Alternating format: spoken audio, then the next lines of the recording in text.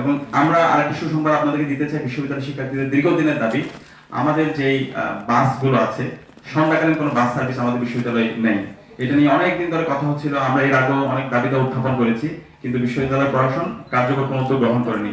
একই সাথে শনিবারের আমাদের যে বাসের ট্রিপগুলো আছে, সেই বাসের ট্রিপগুলো বন্ধ ছিল, যেটা দীর্ঘদিন ধরে এই দাবিটা উত্থাপন করা হয়েছে, কিন্তু কার্যকর হয়নি।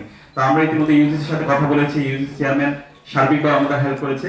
খুব দ্রুত আপনারা দেখতে পাবেন আমাদের সন্ধ্যাকালীন বাস ট্রিপ শুরু হচ্ছে ইনশাআল্লাহ। ইতিমধ্যে বাজেট 3 কোটি টাকার বাজেট ইতিমধ্যে পাস হয়েছে।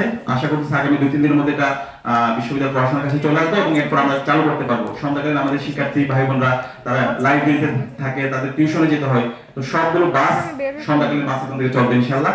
একই সাথে শনিবারে আমাদের শিক্ষার্থীরা তারা সেন্ট্রাল লাইব্রেরিতে আসে, পরীক্ষা থাকে, অনেকের ক্লাস থাকে, শিক্ষার্থীরা যেন নির্বিঘ্নে আসতে পারে, শনিবারের বাস ট্রিপ এখন থেকে চালু করা হবে। এবং এই পুরো উদ্যোগটা ডাকসু আমাদের পরিবহন সম্পাদক এবং ডাকসু পড়বে, আমরা একসাথে কাজ করেছি এবং আলহামদুলিল্লাহ সফলতার সাথে গতকালকে সেটা সাইন হয়েছে এবং সেই পুরো ফান্ডটা 3 কোটি টাকার ফান্ডটা বিশ্ববিদ্যালয়ে আগামীকাল অথবা পরশু মধ্যে চলে আসবে ইনশাআল্লাহ। এবং আমরা আশা করছি এই সপ্তাহের মধ্যে আমাদের এই পুরো প্রজেক্টটা চালু করতে পারবো ইনশাআল্লাহ।